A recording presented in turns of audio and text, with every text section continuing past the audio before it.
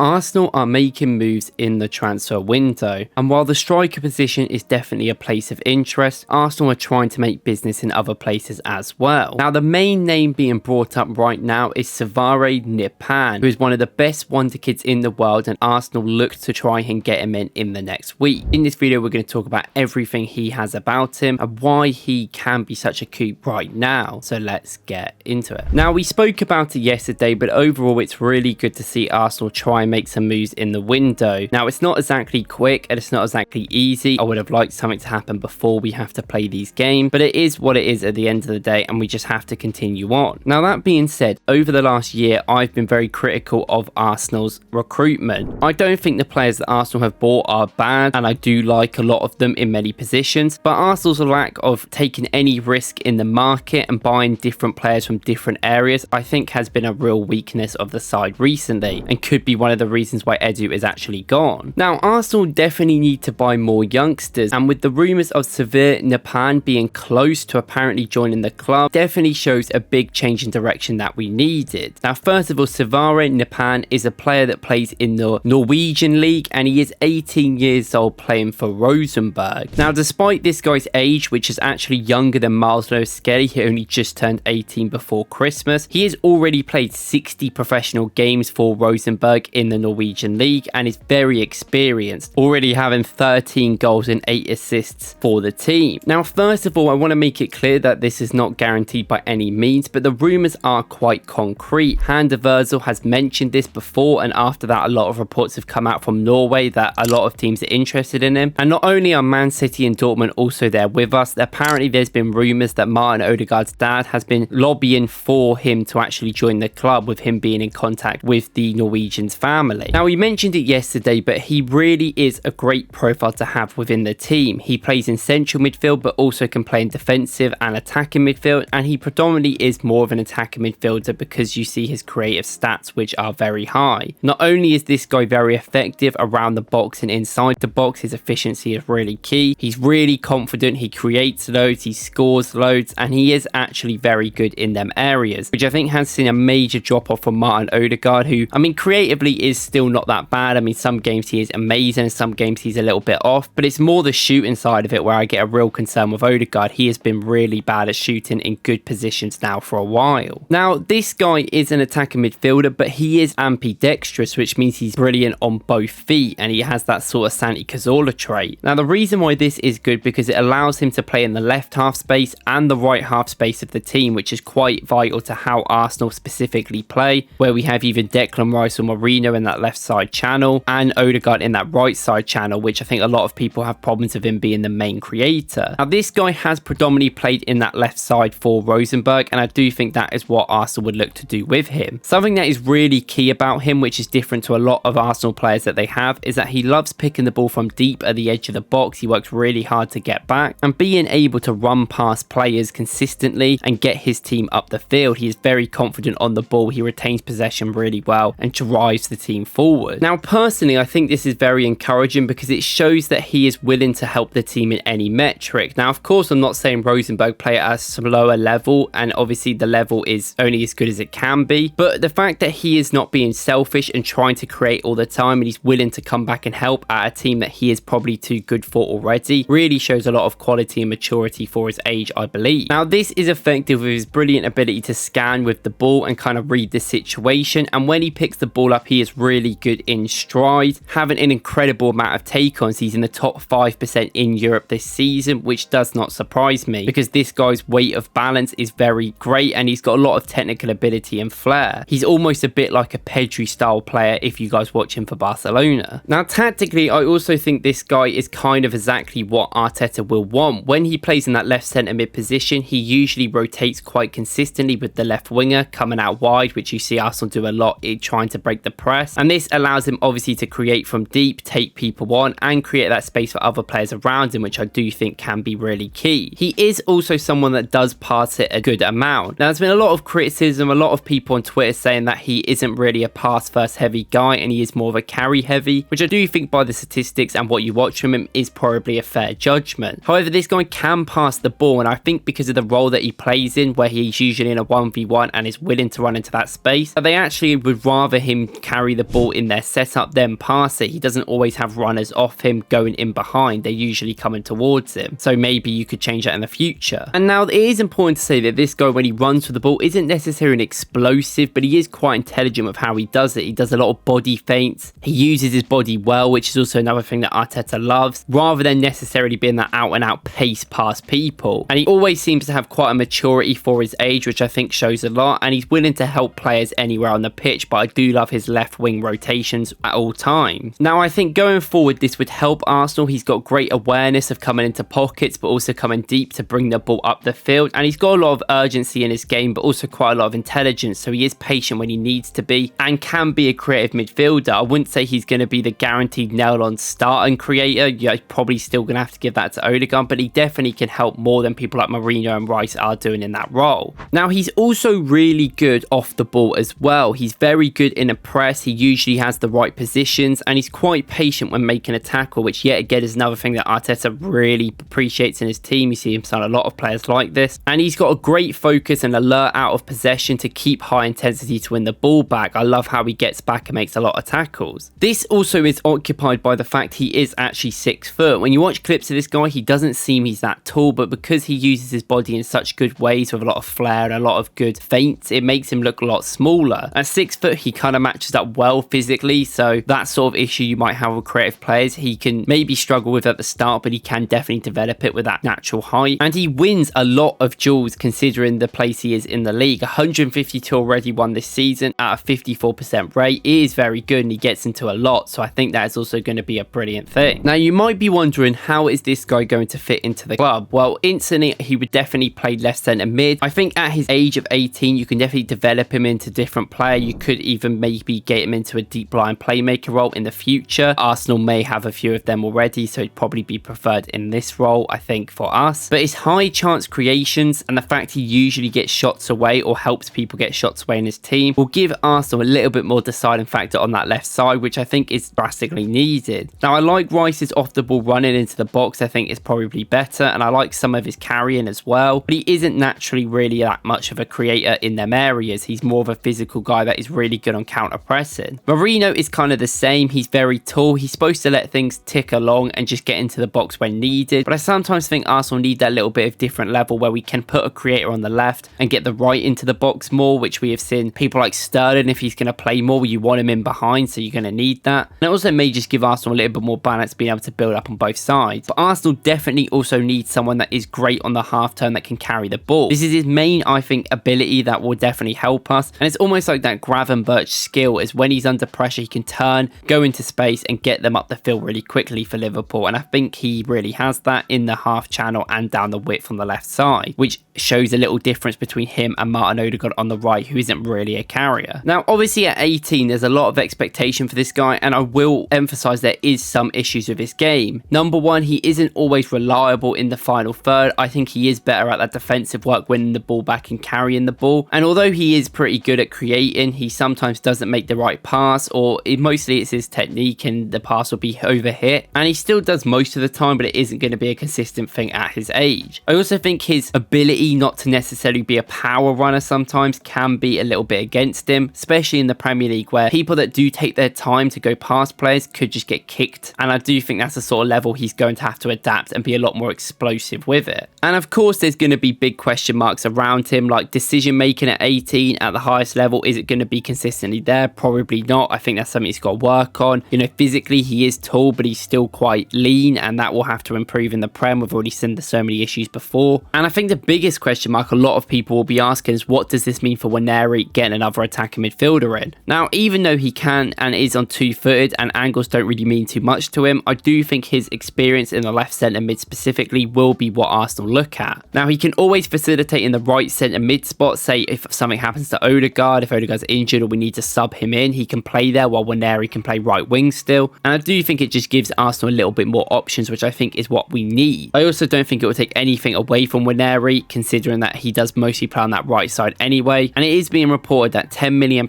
is the money that you have to pay to get him, and he is willing to join this week. I mean, he's done in interviews and said that the transfer window is almost over. We'll see what happens, but obviously there is big teams interested, such as Man City and Dortmund, so hopefully we can convince him, because he can be a great squad player now. And these are the sort of signs Arsenal need to make. We need to make more young signings that can impact the team straight away and can come in and give some energy. He's not going to get everything right all the time, but even our most experienced players and our best players don't. And maybe he would just hit the ground running and be that ball carrier that we need to get the team forward. So I think if Arsenal get this done, it is quite an exciting signing. Someone that is just 18 years old. The team's future is getting solidified by the minute. Anyway, let me know what you guys think about Sverre Nypan. And if you like this video, please go and watch my transfer video yesterday where we talked about the Benjamin Šeško news. See you in the next one.